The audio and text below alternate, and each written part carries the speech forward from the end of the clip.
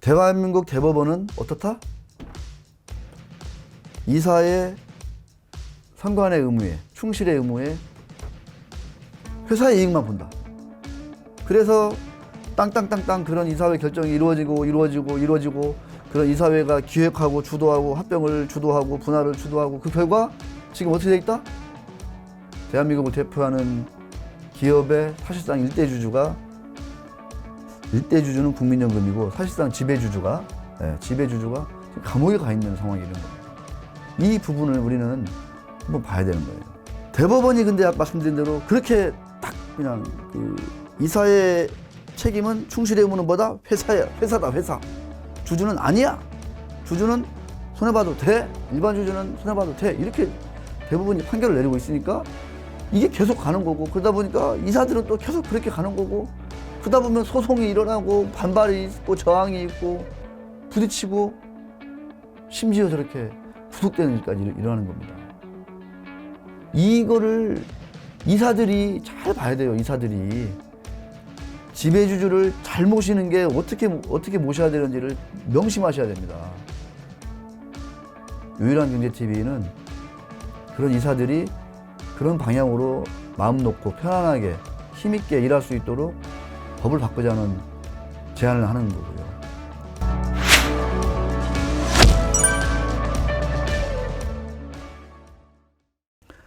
2015년에 이제 삼성물산하고 구삼성물산하고 제일모직 합병이 있었으니까 그거 가지고 이게 합병이 무효다 막 해가지고 합병 무효 소송이 있었어요. 이때 판결 보겠습니다. 1심 판결인데 이때 들어간 얘기들 제가 볼게요. 이사들은 주주의 재산 보존 행위에 협력하는 자로서 타인의 사물을 처리하는 주주의 사물을 처리하는 자의 지위에 있다고 볼 수 없으므로 이렇게 써요. 1심 판결인데 왜 대법원에서 그렇게 썼다라고 하면서 그래서 삼성물산에게 이익이 될 것으로 보고 이 사건 합병을 승인하였다면 이사들이 개별 주주의 구체적 정계적 득실을 고려해야 할 의무까지 있다고 보이지 않는다. 그래서 삼성물산 이사들의 선관주의 의무 및 충실의 의무 위반이 있다고 보기가 어렵다. 이렇게 판사들이 쓰는 겁니다. 판사님들이. 법에 따라서 대법원 판결에 따라서. 그래가지고 이렇게 됐으면 아니 하다못해 그 지배주주 분들이라도 회피하면 좋잖아. 안 회피하잖아요. 누구만 회피해. 누구만. 주주들은 일반 주주들은 손해봐서 불행하고 지배주주는 철회해서 불행하고 누구만 회피, 그 가운데 누구만 이 소송을 진행한 그 얘기도 제가 한번 작심하고 한번 해보려고 하다가 제가 좀 무능한 것 같아요. 그건. 자, 보겠습니다. 이런 사례를 제가 계속 말씀드리는 얘기는 뭐냐면 이게 어떤 영향을 미치는 건지 이게 왜 그리 중요한 건지 여러분 보세요. 내가 가지고 있는 멀쩡한 회사 갑자기 뭐 자사주 활용해가지고 인적 분할을 해버리잖아요. 근데 이게 합법이라고 하잖아요. 소송해봤자 맨날 지잖아요. 근데 우리가 한국타이어 얘기도 했었고 현대오토웨버 얘기도 했었고 옛날에 KB증권을 인수해가면서 합병의 100% 비상장 회사로 만든 KB금융지주도 그렇고 그다음에 신한지주 보험사 ING생명 인수한 신한지주 다 마찬가지입니다. 수많은 자본 거래가 일어나고 자진상장 폐지까지 막 툭하면 발생하는데 그래서 그 거래를 통해서 얼마나 많이 부자가 되고 얼마나 해피해졌냐 이거예요. 지배주주분들이 그 거래를 주도한 이사회에 참여한 이사님들이 진짜로 경영진들이 제가 진심으로 제가 한번 톡 까놓고 한번 여쭤보고 싶은 거예요. 아까 말씀드린 에버랜드 CB 저가 발행 사건 그게 이제 2009 2004 이렇게 시작하는 그 대법원 판례라고 말씀드렸잖아요. 전가의 보도죠. 주비보를 가로막는 전가의 대법원 판결 아시겠죠? 그게 아까 제가 말씀드렸잖아요. 그것만 다시 말씀드리기로 하고 자, 전가의 보도 전가의 보도. 2009 5.29, 2009년 5월 29일 선고. 2007도 4949 전원합의체 판결. 이게 대법원 판결인데 이 대법원 판결까지 가기에 많은 사람들이 알 거예요.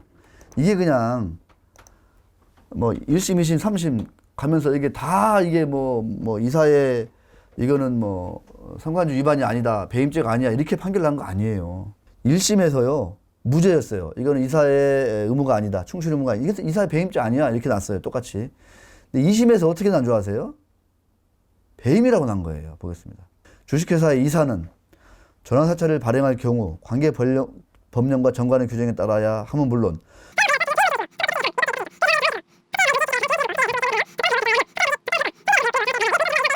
회사에 대하여 주식의 적정 가격과 사채 발행 가격의 차액에 상당하는 손해를 가한 업무상 배임죄가 인정된다. 이렇게 2심에서 쓰고 있습니다. 그런데 이거를 뒤집은 게 뭐다? 아까 말씀드린 2009년 5월 29일 대법원 판결. 전원합의체. 신주 발생 시 실권 사태 발생으로 대주주에게 지배주주에게 지배권이 집중되더라도 주주의 지배권 이익은 뭐라고? 선관의무 보호 대상이 아니다 라고 대법원에서 그냥 꽝 도장을 찍어버린 거예요. 이게 그 유럽식, 그러니까 그 회사 계좌 중심주의라고 우리가 쉽게 얘기하죠. 회사 계좌만 따지면 된다. 회사 계좌 중심주의. 약간 법률 전문가들이 얘기하는 그게 쭉 내려온 거예요. 우리나라 이 해방 이후 계속 쭉 그게 일본 거쳐서 우리나라에 들어온 거예요. 그러니까 아까 이재용 변호인단이 그 쭉 뿌린 그 설명 자료에도 오사카 판결이 있잖아요. 오사카 판결. 미국 판결이 있는 게 아니고 일본에서 건너 들어왔거든. 대륙법이 이렇게. 유럽의 대륙법이. 이게 지금 최종판이기 때문에 제가 다시 한번 읽어드리는 겁니다. 이게 중요하다는 거예요. 단순히 뭐 소액주주가 이게 돈 덜 받고 더 받고 이게 아니에요. 지금 이게 대한민국의 미래가 달려있는 거예요. 이게. 이사가 주식회사의 지배권을 기존 주주의 의사에 반하여 제3자에게 이전하는 것은 기존 주주의 이익을 침해하는 행위일 뿐 지배권의 객체인 주식회사의 이익을 침해하는 것으로 볼 수는 없는데 주식회사의 이사는 주식회사의 사물을 처리한 자의 지위에 있다고 할 수 있지만 주식회사와 별개인 주주들에 대한 관계에서 직접 그들의 사물을 처리한 자의 지위에 있는 것은 아니고 더욱이 경영권의 이전은 지배 주식을 확보하는 데 따르는 부수적인 효과에 불과한 것이어서 회사 지분 비율의 변화가 기존 주주 자신의 선택에 기인한 것이라면 지배권 이전과 관련하여 이사에게 임무 위배가 있다고 할 수가 없다라고 대법원 판결을 내리는 겁니다. 이제 느낌 오시죠, 이제. 왜 대한민국이 판례가 판결이 이렇게 나고 왜 대한민국에서 툭 하면 일반 주주를 발리는 합병거래, 분할거래가 툭 하면 발생하는지 자진상폐가 발생하는지 그래도 아무런 문제가 안 되는 건지 그래서 일반 주주들이 거래하는 거래소 유통시장 가격은 심각하게 왜곡되어 있고 위축되어 있고 이것이 코리아 디스카운트의 근원이다라는 거를 이제 아시겠죠. 이제 아까 오사카 법인 배심원에서 변호인단에서 오사카 재판소의 판결을 얘기했다고 했잖아요. 그럼 제가 이제 TV에서 얘기한 건데 우리 머닝투데이 방송 TV. 그래서 머닝투데이 방송을 사실 많이 보셔야 됩니다. 좀 다르거든요. 제가 보는 기준에서는. 그러니까 이사의 성관주의 의무, 듀티 오브 로열티, 듀티 오브 케어 관련해서 거의 그 획기적인 판결. 거의 뭐라고 하죠? 우리 이상훈 경북대 교수가 뭐라고 하죠? 회사법상 단연 클래식으로 치면은 베토벤에 해당한다. 이런 얘기예요. 그 판결이 있어요. 미국 델라웨어 대법원의 판결. 와인버거 대 UOP 판결입니다. 미국 로스쿨에서 이 판결을 모차르트의 이 베토벤처럼 가르친다는 거야. 클래식의 베토벤처럼. 그런데 우리나라 사람들 그렇게 미국 가서 회사법 공부 많이 하는데 왜 이거를 외면하는지 모르겠어요. 우리나라 법률 전문가들 정말. 주식증권의 이익은 뭐다? 두 가지다. 재산권과 하나 뭐라고? 의결권, 지분권. 근데 대한민국 일반 주주들은 이 의결권에 관심이 없지만 지배주주들은 이 의결권에 더 중요시한다. 근데 이격권을 돈 안 들이고 몇 배를 뻥튀기 할 수 있다는 게 이것이 가능한 거예요, 이것이. 구글 가서 어떻게 치시냐면요. 이렇게 제가 이걸 다 제가 읽어드릴 수는 없고, 와인버거 한 칸 띄고 v.uop 딱 치세요. 그러면 이 판결이 어떤 것인지 쫙 영어로 뜹니다. 제가 여기 쭉 굵어온 내용이 제 이 자료에는 있어요. 그런데 이거를 제가 다 말씀드리는 거는 좀 너무 좀 시간이 좀 길어져서 지루해질 것 같아가지고, 이게 판결이 나온 게 1983년이에요. 시그널 컴퍼니라는 회사가 UOP라는 회사의 지분을 50.5% 인수한 이후에 이거를 합병하는 그런 거래를 한 거예요. 그러니까 계열사, 우리처럼 이게 1974년 거래야. 그래서 대법원 판결은 9년 뒤에 일어났던 거야. 이거를 50.5% 확보한 다음에 이거 회사 괜찮거든. 그러니까 그냥 이렇게 합병하는, 지분을 절반 이상 인수한 이후에 나중에 이제 합병하는 그런 거래를 한 건데, 결과적으로 지배주주들이 이 합병을 처음부터 기획을 하고 뭐 이러면서 이제 그런데 시가에다가 프리미엄을 꽤 많이 주었어요. 제가 알기로 프리미엄을 한 50% 이상 준 것 같은데요. 그런데 아주 21달러인가를 제한했어. 제가 알기로. 그럼 내부적으로는 이사회 내부적으로는 24달러가 더 좋은 것 같은데 뭐 이런 얘기를 했다고 그래, 자기들끼리. 나중에 판결 과정에서. 근데 프리미엄을 뭐 50% 이상 확실하게 주고, 그때 당시 시가가 14달러인데 이걸 21달러에 이제 공개 매수해가지고 합병하는 그런 자본 거래를 한 거예요. 그랬더니 이제 일부 그 일반 주주들이 이게 문제가 있다 해가지고 이제 소송을 한 거예요. 합병을 한 거가 이제 1977년이고, acquiring rest of the UOP 1977년.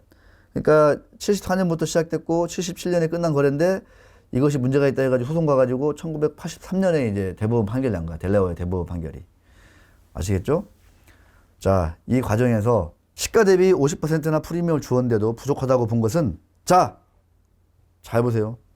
시가대로 보상하지 말고 기업 가치의 n분의 1을, 실질적인 내재 가치를 따져서 이것의 n분의 1을 충분히 주라는 판결이다. 한국하고는 완전히 다르죠. 첫 번째. 두 번째, 지배주주를 제외한 소수주주들끼리 표결해서 쌍방대리를 해소해라. 이렇게 얘기했어요. 쌍방대리 제가 몇 번 얘기했죠.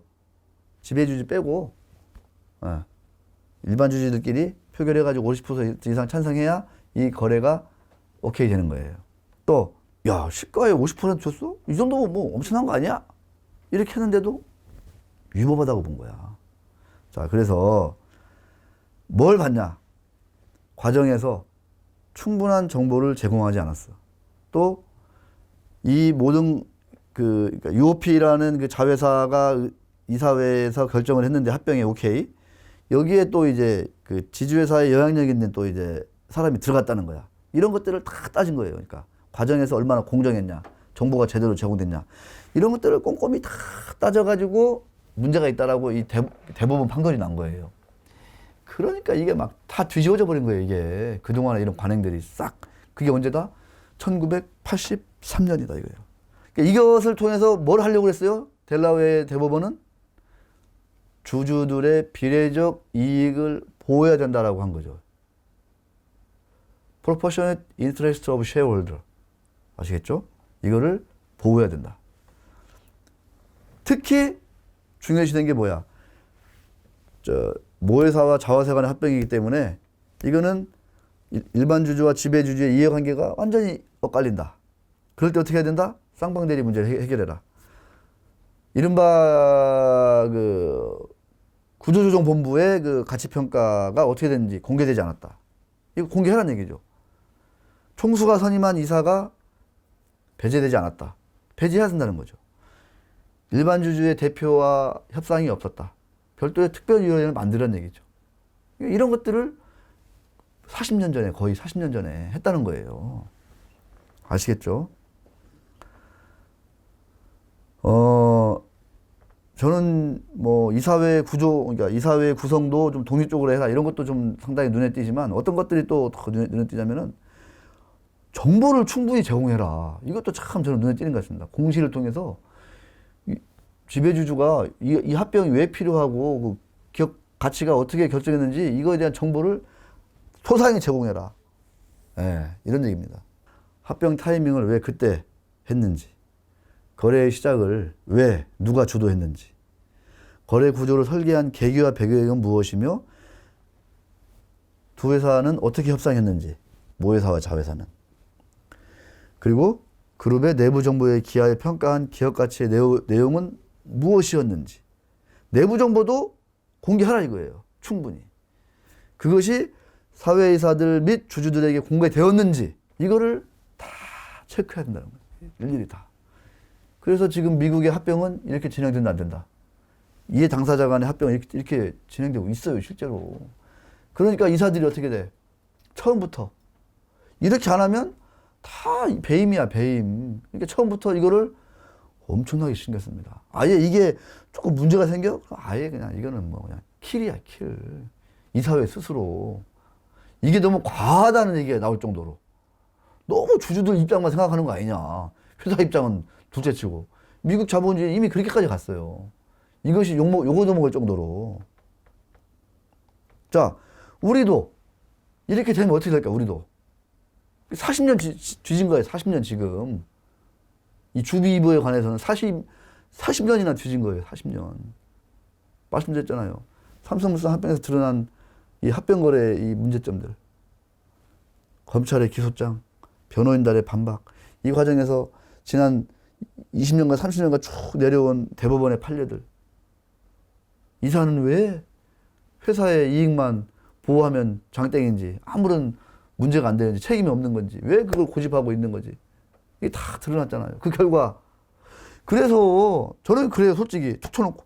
그래서 지배주주들이 그냥 그냥 두 다리, 팔다리 다 뻗고 편히 잠 잘 주무시고 그냥 땅땅거리고 잘 살고 그랬으면은 저는 아유, 그러면 그 법도 나름대로 의미는 있다 싶어요. 근데 그래요?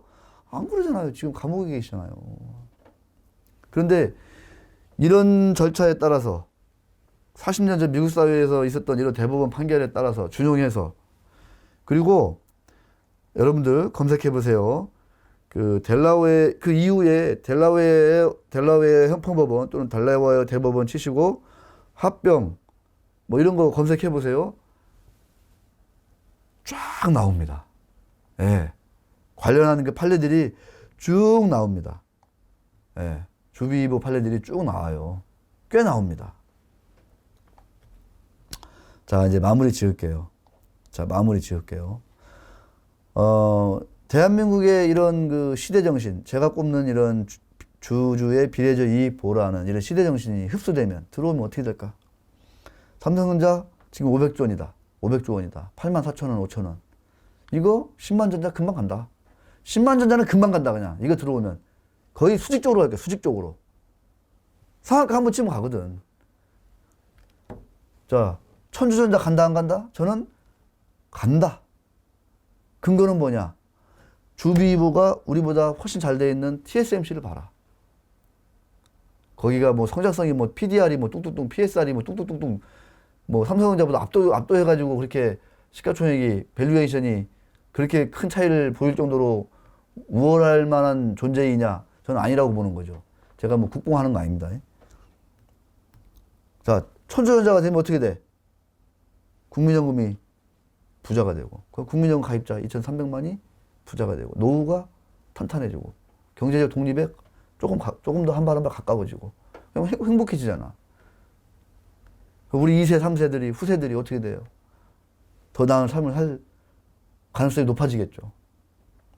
그런 길을 가야 되지 않겠습니까? 상징적으로 삼성전자, 신만전자 얘기했지만, 마찬가지, 현대차, SK, 주요 대기업들 다 이런 거래를 지금 앞두고 있어요. 그럼 어떻게 가야 되냐 이거죠. 어떻게 가야 되냐. 기존처럼 이사회가 지배지주가 선임한 이사회가 장악하고 있는 지주회사와 자회사, 뭐 중간 지주회사 간의 이사회가 딱딱딱딱 해가지고 합병비 시가들 딱딱딱 정해가지고 딱딱딱 합병회사 만들고 분할하고 상폐시키고 이렇게 해가지고 잘 먹고 잘 살 수 있을 것 같아요? 이제 그런 시대가 아닙니다. 소액주주들, 일반 주주들 가만히 안 있을 거예요. 이제 보세요, 이제. 지금 당장 지금 그 삼성물산 합병 재판에서도 지금 이거 남아있어요, 지금 이거. 계류되어 있는 겁니다. 지금 안 끝났어요. 어떻게 바뀔지 모릅니다. 시대 정신이 중요해요. 2022년 대통령 선거가 저는 딱 이거 하나라고 보면 됩니다. 이거 하나. 천조 전자는 못 가도, 상징적으로 못 가도, 700조 전자, 800전자, 900전자는 저는 능히 간다. 이렇게 보는 거죠. 강 PD 동의해요, 안 해요? 동의합니다. 예. 1년 동안 해보면서 제가 억지를 부리는 것 같아요? 아니면 어떤 것 같아요? 제가 억지예요, 제가 이게? 억지는 아니죠. 예. 너무 답답하잖아요. 네. 아니, 난 장기 투자하고 있는데 나는 안전마진이 이만큼 막 많다고 해가지고 장기 투자했는데 이 안전마진을 누가 먹어? 다 지배주들이 먹어버려 그냥 이런저런 거래로 이유되면서 이사회 땅땅땅 결정해가지고 그게 지금까지 대한민국 자본시장이에요. 앞으로도 그럴 거냐 이거죠. 누구의 선택이 달려있다? 바로 여러분들 선택이 달려있다는 겁니다. 앞으로 2022년 대통령 선거까지. 그 핵심은 주비이보다 이사회가 책임과 권한을 가지고 경영 판단을 하고 주요 의사결정을 내릴 수 있는 거버넌스의 정비가 더불어 필요하다. 이렇게 하려면 상법을 고쳐야 된다는 거예요. 자, 약간 말씀드립니다. 많은 분들은 물론 이제 각각의 전공이 다니고 하니까 뭐 공정거래법, 자본시장법 뭐 이런 것들을 막 얘기하고 그러는데요. 약간 이 상법이 가장 중요하다. 상법이 이 380조 3항이 바뀌면 많은 그러니까 그런 법들은 그러니까 공정거래법, 자본시장법은 그냥 이 줄기고 큰 줄기고 이거는 중심에 있는 하나의 기둥과 같은 법이다. 380조의 3항은. 그래서 이거를 어떻게 고쳐야 된다? 이사는 법령과 정관의 규정에 따라 회사를 위하여 그 직무를 아니라 회사와 전체 주주를 위하여 회사와 총 주주를 위하여 그 직무를 충실히 수행하여야 한다. 이렇게 이사의 충실의 의무를 규정한 상법 382조의 3항이 바뀌어야 된다라는 게 우리 유일한 TV의 일관된 주장이고 2022년 대통령 선거의 핵심 공약이 돼야 되지 않냐 이런 공약을 내거는 후보를 우리는 미리미리 지지하고 그런 후보의 입장을 대변하는 일을 좀 직간접적으로 할 기회가 있으면 하겠다 이런 말씀을 드립니다. 여기서 이 유일한 TV 주비보 최종판은 마치고 PS 후속으로 사실은 이렇게 가면 저항이 있을지도 몰라요. 반발이.